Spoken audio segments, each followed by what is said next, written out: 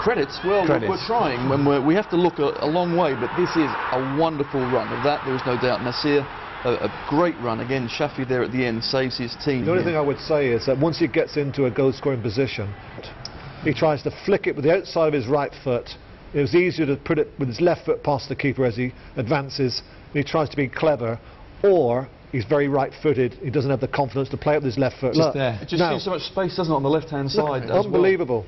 Unbelievable. The only fortunate thing there is, as well, is the number 2, the Jordan defender. Thank goodness he missed ball and man, because I think if he connected, it would have been a penalty. He would have been off, and the man would have been in the stadium, because it was a horrendous challenge. But he missed here, and that challenge there, left foot, just tuck it away. It was a wonderful slalom run, but that's it. Second half, that was about it. And the only time they then woke up was the last 5 minutes. Look at the space he's got. The keeper reads his reads it.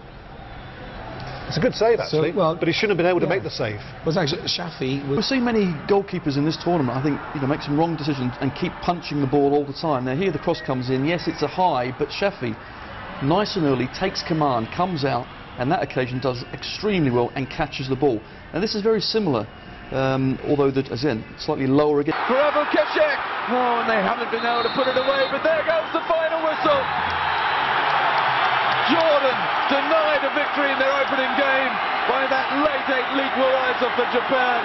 This time they've held on, and Saudi Arabia have fallen, crashed to a second straight defeat in Group B.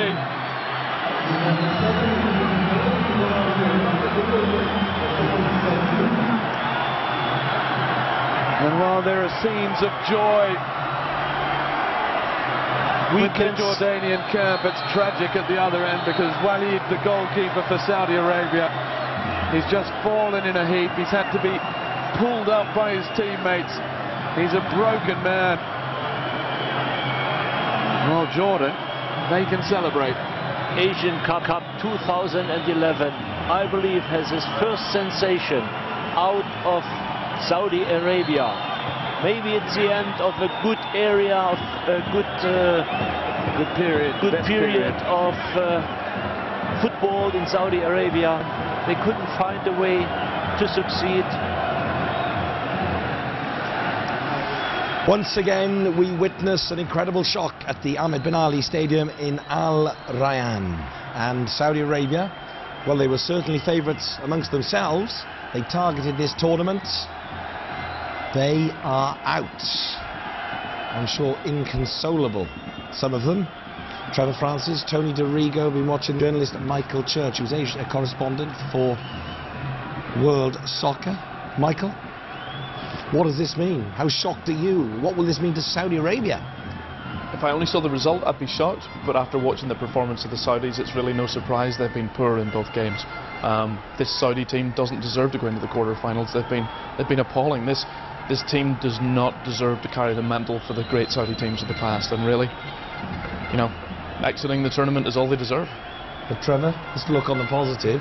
Once again from Jordan, a spirited performance, and more. Yeah, I'm not going to get too excited about Jordan, because they're efficient in what they do. They work really hard for the coach.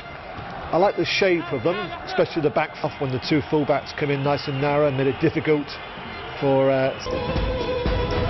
Magnificent scenes as we see Jordan celebrate a well-deserved victory over Arabia, talked themselves up ahead of this tournament.